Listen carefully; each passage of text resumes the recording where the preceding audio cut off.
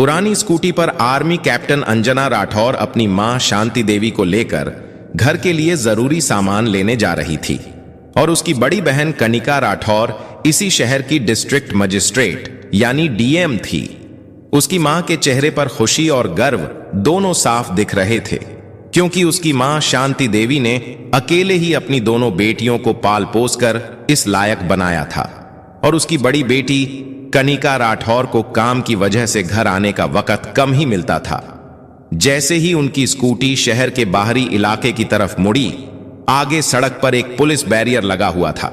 Jeep के bonnet पर पैर फैलाए मूंछों पर ताव देता इंस्पेक्टर रमाकांत सिंधे बैठा था और रोड पर दो हवलदार सुरेश और रमेश लाठियां पटकते हुए आने जाने वालों का चालान काट रहे थे और उनसे जबरदस्ती पैसे वसूल कर रहे थे। उसी वक्त दूर से अंजना राठौर अपनी पुरानी स्कूटी पर अपनी मां शांति देवी को लेकर आ रही थी। जैसे ही उन्होंने बैरियर पार करने की कोशिश की, इंस्पेक्टर रमाकांत सिंधे ने हाथ उठाकर गरजते हुए जीप के बोनट से उतरा और कहा, ए लड़की, स्कूटी साइड में लगा, कहां भाग रही है? बहुत जल्दी है क्या? अंजना राठौर ने शांति से स्कूटी रोकी और उसके चेहरे पर कोई डर नहीं था। बोली, जी साहब, हम घर के लिए जरूरी सामान लेने जा रहे हैं। अगर कागज देखने हैं तो हमारे पास सारे कागज हैं। रमाकांत सिंधे ने उसकी ओर देखकर ठाका लगाया। ओहो, बड़ी बहादुर बन रही है। और तेरे पीछे ये बुढ़िया कौन है? कहां से आ रही है? एक हवलदार सुरेश हंसते हुए बोला, सर, जरूर कोई नाटक कर रही है। चेहरा देखो, बड़ी शरीफ बनने का ड्रामा कर रही है। दूसरे हवलदार रमेश ने और भी भद्दे अंदाज में कहा, सर, इस बुढ़िया और लड़की का तो शक्ल ही देख लो, चोरी चकारी की मास्टर लग रही है। बुढ़िया, यह शब्द अंजना राठौर के दिल में चुभ गए। उसकी आंखें लाल हो उठीं। उसने गहरी सांस लेकर जवाब दिया, जुबान संभालकर बात कीजिए, ये मेरी मां है। हमारे पास सारे कागज मौजूद हैं। आप सिर्फ अपना काम करिए। किसी के बारे में ऐसे शब्द बोलना ये पुलिस वालों के मुंह से शोभा नहीं देता। इतने में इंस्पेक्टर रमाकांत सिंधे गुस्से में आग बबूला हो गया और बोला, अबे चुप, तेरी जैसी लड़की हमें बोलना सिखाएगी? तू हमें कानून मत सिखा। हमें अच्छी तरह पता है कौन शरीफ है और कौन नहीं। निकाल कागज। अंजना राठौर ने स्कूटी की डिग्गी से लाइसेंस और कागज निकालकर इंस्पेक्टर रमाकांत सिंधे को दिए। रमाकांत सिंधे ने कागजों को बिना देखे हवा में उछाल दिया और गुर्राया, अबे मूर्ख लड़की, हमें उल्लू बना रही है। नकली कागज दिखाकर सोच रही है कि ऐसे ही निकल जाएगी। हमसे चालाकी कर रही है। अंजना राठौर को गुस्सा आ गया और बोली, सर, हमारे चालान ही काट लीजिए। इस तरह से हमारे साथ बदतमीजी मत करिए। उसी वक्त से हमारा समय और दिमाग दोनों खराब किए हुए हैं। इससे अच्छा तो हमारा चालान ही काट लीजिए। हम चालान ही भर देंगे। इतना सुनते ही इंस्पेक्टर रमाकांत सिंधे आगे बढ़ा और बिना किसी झिझक के एक जोरदार थप्पड़ अंजना राठौर के चेहरे पर जड़ दिया। उसकी आवाज इतनी तेज थी कि पूरी सड़क पर सन्नाटा छा गया। अंजना राठौर का सिर झटक गया, आंखों में आंसू तैर गए। एक आर्मी ऑफिसर जिसने सीमा पर दुश्मनों की गोलियों का सामना किया था, आज अपने ही शहर में वर्दी पहने गुंडों के हाथों अपमानित हो रही थी। उसकी मां शांति देवी चीख पड़ी और आगे बढ़कर बोली, अरे मेरी बच्ची को क्यों मारा तुमने? अरे भगवान से तो डरो। रमाकांत सिंधे ने उन्हें धक्का देते हुए चिल्लाया, चुप बुढ़िया, ज्यादा बोलेगी तो तुझे भी ऐसे ही थप्पड़ मिल जाएगा। हवलदार सुरेश और रमेश दोनों शैतानी हंसी हंसते हुए बोले, हां, बड़ी तेज बन रही थी, देखो सारी तेजी निकल गई। अब अंजना राठौर का खून खौल उठा। उसका हाथ थप्पड़ का जवाब देने के लिए उठा, पर फिर वहीं रुक गया। वह जानती थी कि अगर उसने इन गुंडों पर हाथ उठाया तो मामला और बिगड़ जाएगा। उसकी आंखें अंगारों की तरह जल रही थीं, पर होंठ बंद थे। इंस्पेक्टर रमाकांत सिंधे चिल्लाते हुए बोला, इन दोनों को गाड़ी के अंदर ठूंसो और ले चलो थाने। वहां हम बताएंगे कि पुलिस की पावर क्या होती है। गुंडों की तरह तीनों पुलिसकर्मी उन्हें धक्के देकर जीप में ठूंसने लगे। सड़क पर तमाशा देखने वालों की भीड़ जमा हो गई थी। कुछ लोग मोबाइल निकालकर वीडियो बना रहे थे, पर किसी की हिम्मत नहीं हुई कि आगे बढ़कर बोल सके। इसी भीड़ में एक नौजवान लड़का चुपचाप पूरी घटना रिकॉर्ड कर रहा था। उसे अंदाजा भी नहीं था कि उसका यह वीडियो आने वाले वक्त में पुलिस की गुंडागर्दी के खिलाफ तूफान खड़ा करने वाला है। जीप में अंजना राठौर अपनी मां को सीने से लगाए बैठी थी। शांति देवी रो रही थी और बेटी के चेहरे पर पड़े थप्पड़ के निशान देखकर सिसक रही थी। अंजना राठौर की आंखें आसमान की तरफ टिक गई। चेहरे पर खामोशी थी, लेकिन दिल में एक आग जल चुकी थी। वह जानती थी यह अपमान चुपचाप नहीं सहने वाली। थाने पहुंचते ही रमाकांत सिंधे मूंछों पर ताव देता हुआ गरजा, अबे हवालात में ठूंस दो इन दोनों को, सुबह तक सारी अकड़ निकाल देंगे, फिर देखेंगे इनकी औकात। हवलदार सुरेश और रमेश ने धक्के मारकर मां बेटी को एक बदबूदार कोठरी में बंद कर दिया। दरवाजा बंद होते ही कोठरी की दीवारों में उनकी सिसकियों की गूंज गूंजने लगी। लेकिन इन पुलिस वालों को इस बात का पता नहीं था कि बाहर एक ऐसा तूफान था जिसकी कानों में थोड़ी सी भी भनक लग गई तो उसके चपेट में थाने समेत इनकी पूरी जिंदगी को तबाह कर देने वाली थी। उसकी मां शांति देवी ने रोते हुए कहा, बिटिया, ये लोग हमें कहां बंद कर दिए, अब क्या होगा? अंजना राठौर ने अपनी मां को गले से लगा लिया। उसकी अपनी आंखों में भी आंसू थे, लेकिन आवाज में फौलाद जैसी मजबूती थी।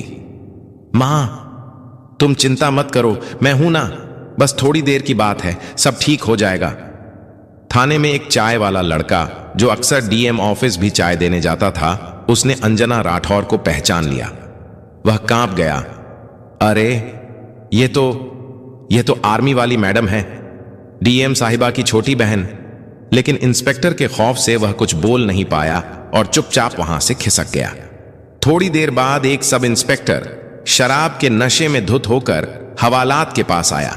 हाथ में बोतल लहराते हुए बोला, बे, कौन हो तुम दोनों? बड़ी वीआईपी बनी फिरती हो, बताती क्यों नहीं अपना असली नाम? अंजना राठौर ने उसकी तरफ नफरत से देखा, पर कुछ बोली नहीं। वह शराबी दरोगा भी कुछ और उल्टा सीधा बकता हुआ चला गया। धीरे धीरे रात गहराने लगी। हवालात के अंदर मच्छरों की भिनभिनाहट, सीलन की बदबू और घुटन बढ़ती जा रही थी। शांति देवी को अस्थमा की शिकायत थी। उस घुटन भरे माहौल में उनका दम घुटने लगा। वह जोर जोर से खांसने लगी। अंजना राठौर घबरा गई। उसने दरवाजा पीटना शुरू कर दिया। कोई है? दरवाजा खोलो, मेरी मां की तबीयत खराब हो रही है, प्लीज किसी डॉक्टर को बुलाए। उसने बार बार आवाज दी, लेकिन उसकी आवाज थाने के शोर में दब कर रह गई। बाहर से एक सिपाही की आवाज आई, अबे चुपचाप पड़ी रह, ड्रामा मत कर, सुबह से पहले कोई दरवाजा नहीं खुलेगा। पूरी रात अंजना राठौर अपनी मां का सिर गोद में रखे बैठी रही। वह अपनी मां की पीठ सहलाती रही, उन्हें हिम्मत देती रही। सुबह होते होते उसकी आंखें रोते और बेबसी से लाल हो चुकी थीं। अभी तक जिले के किसी भी बड़े अधिकारी को खबर नहीं थी कि एक आर्मी ऑफिसर और जिले की डीएम की मां एक अंधेरी कोठरी में कैद है। दूसरी तरफ जिला प्रशासन में हड़कंप मचना शुरू हो गया था।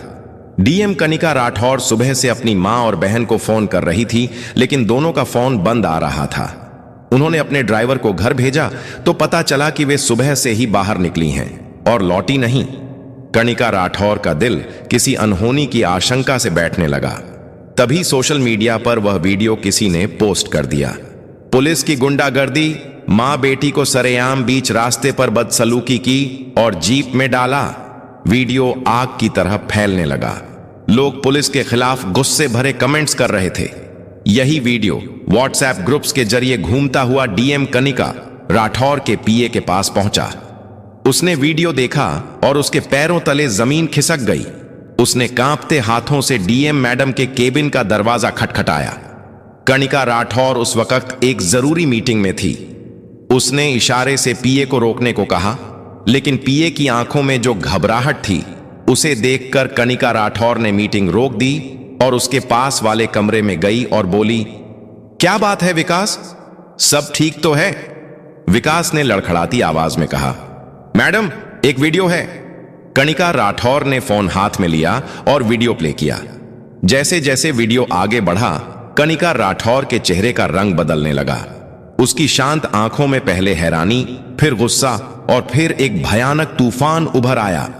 जब उसने इंस्पेक्टर रमाकांत सिंधे को अपनी फौजी बहन अंजना राठौर के गाल पर थप्पड़ मारते देखा तो उसके हाथ कांपने लगे। फोन उसके हाथ से छूटते छूटते बचा। उसकी मां, उसकी प्यारी मां, जिसे उसने कभी ऊंची आवाज में बात तक नहीं की थी, सड़क पर गिड़गिड़ा रही थी। और उसकी छोटी बहन, उसकी लाडली अंजना राठौर, जो देश की शान थी, आज सड़क पर बेबस खड़ी थी। कणिका राठौर की आंखों में आंसू भर आए, लेकिन उसने फौरन खुद को संभाला। वह एक डीएम थी। उसे इस वक्त भावनाओं में बहने का कोई हक नहीं था। उसके अंदर की बेटी और बहन तड़प रही थी, लेकिन उसके अंदर का अफसर जाग चुका था। उसने अपने दांत भींचे, उसकी सांसें तेज हो गई थीं। उसने मीटिंग में मौजूद अफसरों से कहा, यह मीटिंग यहीं खत्म होती है, आप सब जा सकते हैं। सबके जाने के बाद उसने अपने पीए से कहा, विकास, पता लगाओ यह किस थाने का मामला है और मेरी मां और बहन इस वक्त कहां हैं। मुझे हर 1 मिनट की रिपोर्ट चाहिए। उसकी आवाज में जो ठंडक और गुस्सा था, उसे सुनकर पीए की रूह कांप गई। वह समझ गया था कि आज शहर में एक ऐसा तूफान आने वाला है जो कई लोगों की वर्दियां और कुर्सियां उड़ा कर ले जाएगा। कणिका राठौर कुर्सी पर बैठ गई और सोचने लगी, मेरी मां, जिसने हमें पालने के लिए अपनी पूरी जिंदगी लगा दी, और मेरी बहन, जो देश के लिए जान हथेली पर लेकर घूमती है, उनके साथ यह सुलूक। आज इस शहर की डीएम होने का असली मतलब मैं इन वर्दी वाले गुंडों को बताऊंगी।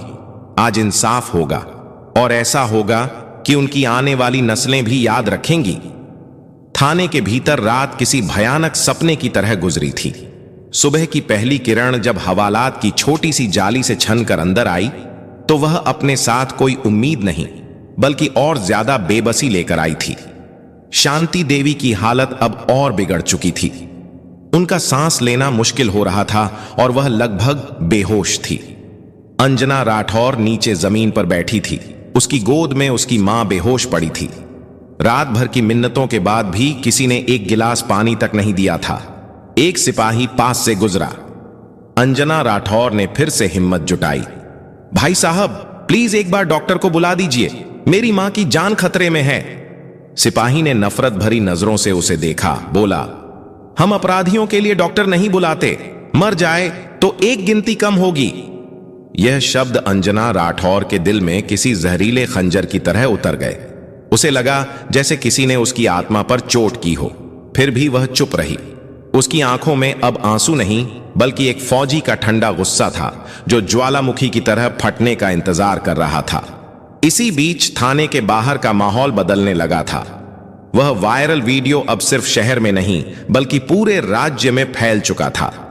तमाम सोशल मीडिया प्लेटफॉर्म्स पर लोग लिख रहे थे, क्या यही है सिस्टम का असली चेहरा?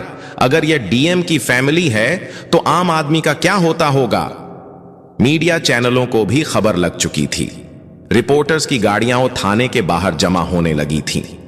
किसी को अंदर जाने की इजाजत नहीं थी, लेकिन कैमरे लगातार बाहर से हर हरकत को कैद कर रहे थे। थाने का इंस्पेक्टर रमाकांत सिंधे इस सब से बेखबर अपने ऑफिस में बैठा चाय की चुस्कियां ले रहा था।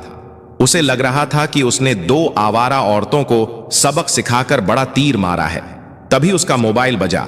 स्क्रीन पर नाम चमक रहा था, एएसपी साहब। उसने अकड़कर फोन उठाया।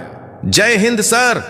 दूसरी तरफ से एएसपी साहब की घबराई हुई और गुस्से से भरी आवाज आई, रमाकांत, तुम्हारे थाने में बीती रात कोई खास गिरफ्तारी हुई है क्या? इंस्पेक्टर ने सीना चौड़ा करके कहा, हां सर, 2 औरतें पकड़ी थीं, स्कूटी पर थीं, अकड़ दिखा रही थी। शक हुआ तो हवालात में डाल दिया। सुबह तक सारी गर्मी निकल जाएगी। एसपी की आवाज अब दहाड़ में बदल गई। बर्बाद कर दिया तुमने। वह 2 औरतें कोई और नहीं, इस जिले की डीएम कणिका राठौर की मां और उनकी आर्मी ऑफिसर बहन है। और वह वीडियो पूरे देश में घूम रहा है। मुख्यमंत्री तक बात पहुंच गई है।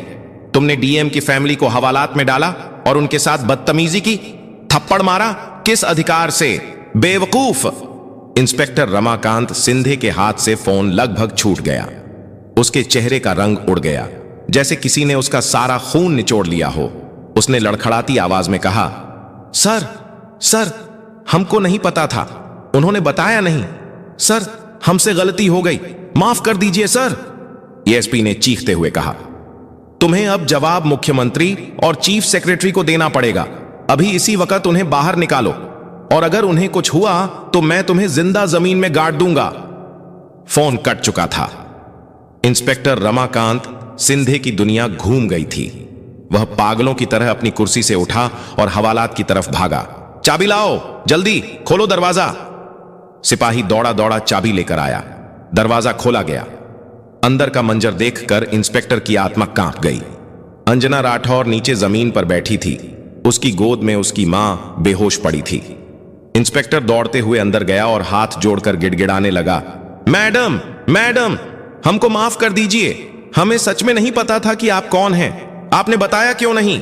अंजना राठौर ने कोई जवाब नहीं दिया। उसने बस अपनी मां की नब्ज टटोली। वह बहुत धीमी चल रही थी। उसने इंस्पेक्टर की तरफ ऐसी नजरों से देखा कि वह कांप गया। जल्दी एम्बुलेंस बुलाओ, उसकी आवाज में एक फौजी का हुक्म था।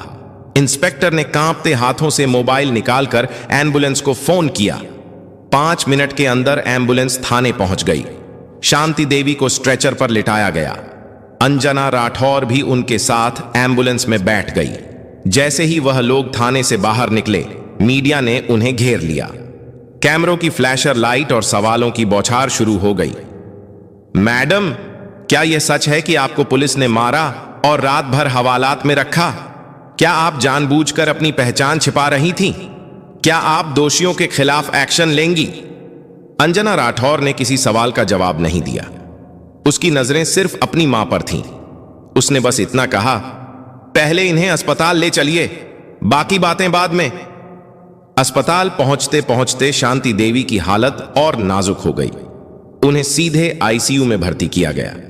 डॉक्टर ने बताया कि उन्हें घुटन और मानसिक आघात की वजह से सीवियर अस्थमा अटैक आया है। उनकी उम्र को देखते हुए स्थिति चिंताजनक है। यह सुनकर अब तक पत्थर बनी हुई अंजना राठौर टूट गई। वह अस्पताल के कॉरिडोर में एक बेंच पर बैठकर अपने आंसू रोकने की नाकाम कोशिश कर रही थी। तभी वहां डीएम कनिका राठौर पहुंची। उसने अपनी बहन को इस हालत में देखा तो दौड़कर उसे गले से लगा लिया। दोनों बहनें एक दूसरे से लिपट कर रो पड़ी। दी, ये सब कैसे हुआ? तूने मुझे फोन क्यों नहीं किया? कनिका राठौर ने सिसकते हुए पूछा। अंजना राठौर ने रोते हुए कहा, दीदी, उन्होंने हमारा फोन छीन लिया था। और मां, दीदी, मां को कुछ हो गया तो मैं खुद को कभी माफ नहीं कर पाऊंगी। कनिका राठौर ने अपनी बहन के आंसू पोंछे। कुछ नहीं होगा मां को, और जिन्होंने यह किया है उन्हें भी अब कुछ नहीं होगा, क्योंकि उनकी जिंदगी की सबसे बड़ी सजा अब शुरू होने वाली है। कुछ देर बाद एएसपी, डीआईजी और जिले के तमाम बड़े अफसर अस्पताल पहुंचे। एसपी ने आगे बढ़कर हाथ जोड़े। मैडम, हम बहुत शर्मिंदा हैं। आपकी पहचान न जान पाना हमारी बहुत बड़ी भूल थी। हमने इंस्पेक्टर, दरोगा और दोनों हवलदारों को तुरंत सस्पेंड कर दिया है। एफआईआर भी दर्ज कर ली गई है। कनिका राठौर ने उनकी तरफ घूमकर देखा। उसकी आंखों में आंसू नहीं बल्कि लावा दहक रहा था। ऐसा एसपी साहब, यह भूल नहीं, गुनाह है। और पहचान जानकर इज्जत देना अगर आपके सिस्टम की आदत है तो यह सिस्टम नहीं, गुलामी है। मेरी बहन ने अपनी पहचान इसलिए नहीं बताई थी ताकि वह देख सके कि आप लोग एक आम इंसान के साथ क्या करते हैं, और आज वह देख लिया। मारपीट, गलत व्यवहार, अपमान और मौत के मुंह में धकेलना। ईएसपी ने सिर झुका लिया। हमसे गलती हुई मैडम, हमें माफ कर दीजिए। कनिका राठौर की आवाज और सख्त हो गई। माफी से मेरी मां ठीक नहीं हो जाएंगी। सुधार की बात करते हैं। अब सुधार तब होगा जब आप समझेंगे कि पुलिस की ताकत वर्दी से नहीं, इंसानियत से होती है। तभी डॉक्टर ने आकर बताया कि शांति देवी की हालत अब स्थिर है, लेकिन उन्हें कुछ दिन आईसीयू में ही रखना होगा। यह सुनकर दोनों बहनों ने राहत की सांस ली। उस शाम डीएम ऑफिस में एक स्पेशल प्रेस कॉन्फ्रेंस बुलाई गई। कनिका राठौर खुद मीडिया के सामने आई और बोली, हां, यह सच है कि कल रात मेरी मां और मेरी बहन के साथ पुलिस ने बदसलूकी की। लेकिन यह कहानी सिर्फ मेरी नहीं है। यह इस जिले के हर उस आम नागरिक की कहानी है जो रोज थानों में जिल्लत झेलता है। इसलिए आज मैं सिर्फ उन पुलिस वालों के खिलाफ नहीं, बल्कि इस सड़े हुए सिस्टम के खिलाफ जंग का ऐलान करती हूं। पूरे जिले की पुलिस को अब इंसानियत और संवेदना की ट्रेनिंग दी जाएगी। हर थाने का औचक निरीक्षण होगा, और जहां भी ऐसी शिकायत मिलेगी सिर्फ सस्पेंशन नहीं, सीधी बर्खास्तगी होगी। पूरा प्रदेश सन्न था। एक डीएम जिसने अपने परिवार के अपमान को पूरे सिस्टम को सुधारने का हथियार बना लिया था। लेकिन कहानी यहीं खत्म नहीं हुई थी। कुछ लोग इस घटना से तिलमिलाए हुए थे। पुलिस महकमे में कुछ ऐसे अफसर थे जिन्हें यह सब एक नाटक लग रहा था। कुछ नेता भी परेशान थे, क्योंकि अगर सिस्टम की पोल खुली तो उनकी पक्की डीडीएच कमजोर हो सकती थी। अगले कुछ दिनों में कनिका राठौर के खिलाफ झूठी शिकायतें, दबाव और ट्रांसफर की अफवाहें फैलने लगी। क्या कनिका राठौर इन साजिशों के जाल से निकल पाएगी? क्या वह वाकई इस जंग को जीत पाएगी? यह लड़ाई अब सिर्फ एक डीएम की नहीं, बल्कि दो बहनों की थी। एक जो कानून से लड़ रही थी और दूसरी जो हर मुश्किल में उसके साथ खड़ी थी। अस्पताल के आईसीयू में हल्की नीली रोशनी फैली हुई थी। मशीनों की धीमी बीप बीप की आवाज के बीच शांति देवी लेटी हुई थी। उनके चेहरे पर ऑक्सीजन मास्क था, लेकिन अब उनकी सांसें पहले से स्थिर थीं। उनके पास बैठी कनिका राठौर और अंजना राठौर अपनी मां को खामोशी से देख रही थी। बीते 24 घंटों ने उनकी दुनिया को हिलाकर रख दिया था। एक बेटी जो पूरे जिले की मालिक थी, आज खुद को बेबस महसूस कर रही थी, और दूसरी बेटी जो देश के दुश्मनों से नहीं डरती थी, वह अपनी मां की हालत देखकर अंदर से कांप रही थी। कनिका राठौर का फोन लगातार बज रहा था। मुख्यमंत्री कार्यालय, मुख्य सचिव, मानवाधिकार आयोग, हर बड़ी जगह से कॉल्स आ रहे थे, लेकिन कनिका राठौर ने किसी का फोन नहीं उठाया। उसने अपने पीए को सख्त हिदायत दी थी कि जब तक वह न कहे, कोई भी ऑफिस का काम उस तक ना लाया जाए। उधर शहर में एक भूचाल आया हुआ था। वायरल वीडियो और डीएम की प्रेस कॉन्फ्रेंस की खबरें आग की तरह फैल चुकी थीं। लोग सड़कों पर उतर आए थे। हम सब डीएम के साथ हैं, पुलिस की तानाशाही नहीं चलेगी, जैसे नारे गूंज रहे थे। मीडिया चैनलों पर गर्मा गर्म बहस चल रही थी। कुछ पत्रकार इसे कनिका राठौर का एक साहसी कदम बता रहे थे, तो कुछ आलोचक इसे सहानुभूति बटोरने का ड्रामा कह रहे थे। कनिका राठौर के विरोधी भी सक्रिय हो गए थे। शहर के एक दबंग विधायक बलवंत राय, जिसकी कई गैर कानूनी गतिविधियों पर इंस्पेक्टर रमाकांत सिंधे जैसे पुलिस वाले पर्दा डालते थे, ने प्रेस में बयान दिया, यह सब एक सोची समझी नौटंकी है। अफसरशाही अब नाटक करके जनता को बेवकूफ बना रही है। हम गृह मंत्रालय से इसकी उच्च स्तरीय जांच की मांग करेंगे। राजनीतिक गलियारों में यह मामला अब प्रशासनिक से ज्यादा राजनीतिक बनता जा रहा था। राजधानी में एक हाई लेवल मीटिंग बुलाई गई, जिसमें कनिका राठौर के इस कदम पर चर्चा हुई। कुछ बड़े अफसरों ने कहा, अगर हर अफसर ऐसे ही आम जनता बनकर सिस्टम की पोल खोलने लगेगा तो फिर सिस्टम चलाएगा कौन? लेकिन वहीं कुछ ईमानदार अफसरों ने कनिका राठौर का समर्थन भी किया।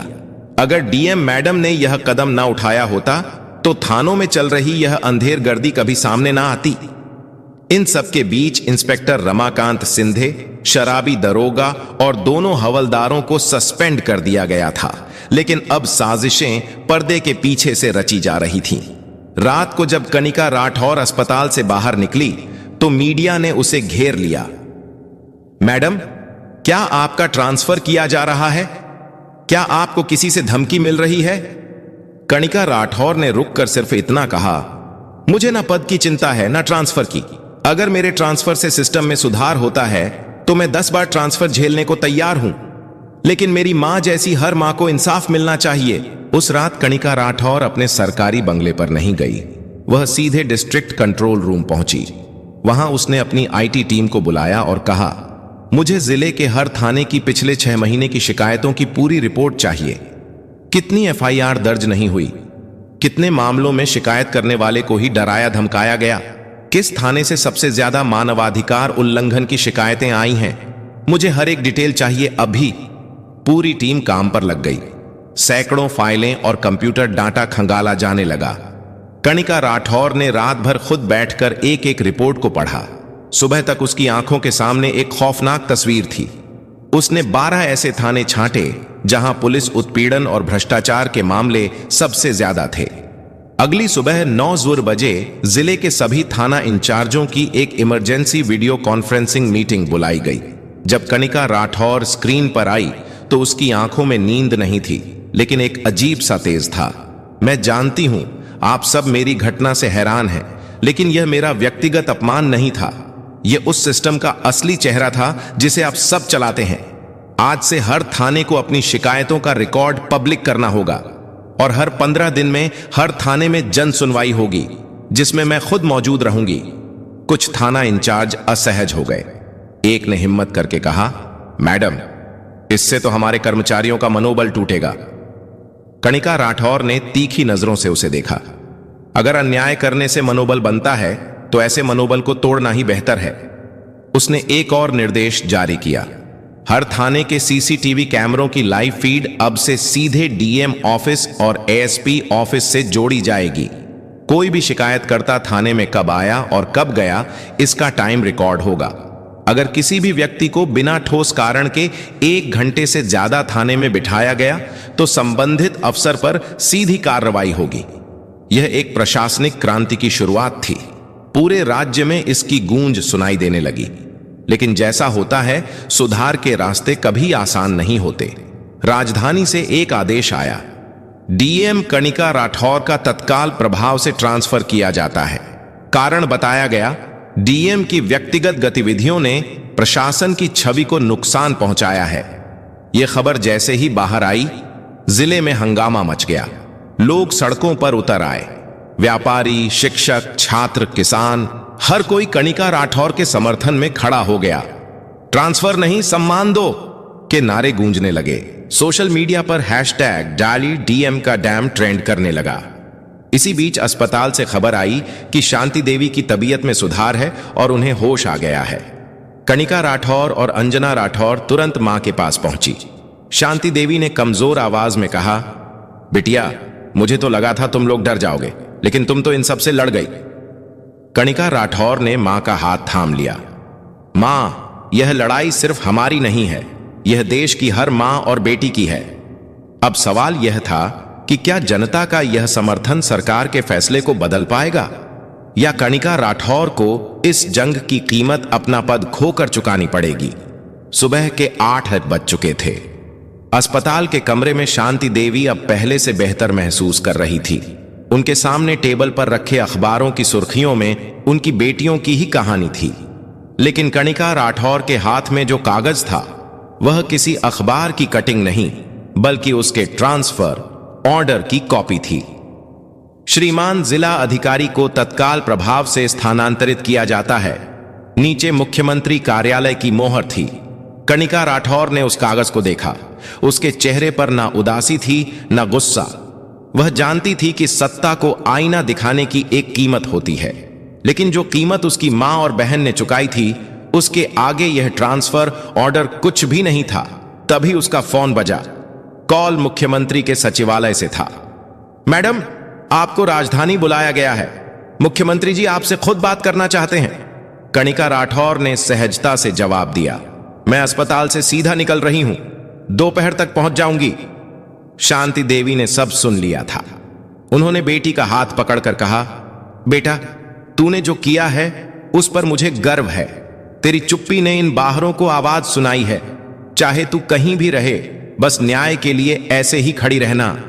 कणिका राठौर ने मां के पैर छुए और राजधानी के लिए निकल पड़ी। रास्ते भर उसकी आंखों के सामने वही मंजर घूम रहा था। हवलदार का उठता हुआ हाथ, मां की चीख और हवालात का वह अंधेरा। राजधानी पहुंचते ही उसे मुख्यमंत्री सचिवालय ले जाया गया। मुख्यमंत्री एक अनुभवी नेता थे।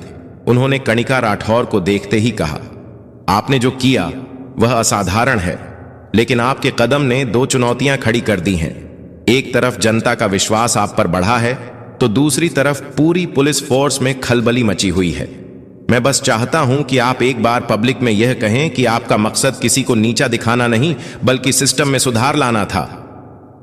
कणिका राठौर ने शांत स्वर में कहा, सर, मैं यह बात पहले भी कह चुकी हूं। मेरा कदम किसी को शर्मिंदा करने के लिए नहीं, बल्कि सच्चाई को सामने लाने के लिए था। अगर आप चाहें तो मैं फिर से जनता को संबोधित करने के लिए तैयार हूं। मुख्यमंत्री बोले, बहुत अच्छा, आज शाम को ही एक प्रेस कॉन्फ्रेंस रखी गई है, और हां, आपके ट्रांसफर पर भी हम दोबारा विचार कर रहे हैं। शाम को शहर के सबसे बड़े सभागार में हजारों की भीड़ थी। मीडिया, मंत्री, अफसर और आम जनता, हर कोई वहां मौजूद था। मंच पर कणिका राठौर अकेली खड़ी थी। उसने माइक उठाया और बोलना शुरू किया, मैं कोई हीरो नहीं हूं, मैं बस एक अफसर हूं जो खुद से एक सवाल करती है, क्या मैं वही कर रही हूं जिसकी उम्मीद संविधान ने मुझसे की है? उस एक घटना ने मेरी आंखें खोल दी। मैं मानती हूं कि पुलिस हमारे समाज की रीढ़ है, लेकिन जब रीढ़ में ही भ्रष्टाचार, अहंकार और हिंसा का कीड़ा लग जाए तो पूरा समाज अपाहिज हो जाता है। मेरा मकसद किसी को बदनाम करना नहीं, बल्कि सुधार लाना था। आज मैं आप सबसे वादा करती हूं, चाहे मुझे देश के किसी भी कोने में भेज दिया जाए, मेरी लड़ाई हमेशा न्याय के लिए होगी। मैं पद के लिए नहीं, अपने उसूलों के लिए खड़ी हूं। तालियों की गड़गड़ाहट से पूरा हॉल गूंज उठा। मंच से उतरने के बाद मुख्यमंत्री खुद मंच पर आए और घोषणा की, हम डीएम साहिबा का ट्रांसफर रद्द करते हैं और साथ ही पूरे राज्य में मानव सम्मान प्रणाली अभियान की शुरुआत करते हैं, जिसके तहत हर थाने में मानवीय व्यवहार को अनिवार्य किया जाएगा। और इस अभियान की प्रमुख होंगी खुद डीएम कनिका राठौर। भीड़ में से एक नौजवान चिल्लाया, अब सिस्टम बदलेगा। उस रात जब कनिका राठौर और अंजना राठौर अपनी मां के पास अस्पताल लौटी तो शांति देवी की आंखों में गर्व के आंसू थे। उन्होंने अपनी दोनों बेटियों का हाथ थामा और कहा, एक देश की रक्षा करती है और दूसरी जिले को संभालती है, और जब दोनों साथ खड़ी हो जाती हैं तो अन्याय की कोई औकात नहीं रहती। अगले दिन से कनिका राठौर ने अपने मिशन की शुरुआत कर दी। वह बिना किसी तामझाम के थानों का दौरा करने लगी। 1 महीने के भीतर जिले की तस्वीर बदलने लगी थी। थानों में अब डर नहीं, बल्कि सम्मान का माहौल था। सिपाही लोगों से मुस्कुराकर बात करने लगे थे, और शांति देवी, जो कभी एक हवालात में बेहोश पड़ी थी, आज गर्व से सबको बताती थी कि उनकी बेटियां सिर्फ अफसर नहीं, बल्कि इंसाफ की वह मशाल है जो अंधेरे को चीरना जानती है। कहानी यहां खत्म होती है, लेकिन एक मजबूत सीख के साथ। अगर आप सच्चाई के रास्ते पर अकेले भी खड़े हैं तो याद रखिए, आपकी एक चिंगारी पूरी व्यवस्था में लगी आग को बुझाने की ताकत रखती है। जीत हमेशा सच की होती है। अगर आपको यह कहानी पसंद आई हो तो इसे लाइक करें और ज्यादा से ज्यादा लोगों तक शेयर करें। कमेंट करके बताएं कि आपको कनिका राठौर और अंजना राठौर का कौन सा कदम सबसे अच्छा लगा, और हमारे चैनल को सब्सक्राइब करना ना भूलें, क्योंकि हम आपके लिए ऐसी ही प्रेरणादायक कहानियां लाते रहेंगे। तो दोस्तों, यह कहानी केवल मनोरंजन और शिक्षा के उद्देश्य से बनाई गई है। इसमें दिखाए गए सभी पात्र, घटनाएं और संवाद काल्पनिक हैं। किसी भी वास्तविक व्यक्ति, संस्था या घटना से इनका कोई संबंध नहीं है। कृपया इसे केवल कहानी के रूप में देखें और इसका आनंद लें। हम किसी की भावनाओं को ठेस पहुंचाना नहीं चाहते। धन्यवाद।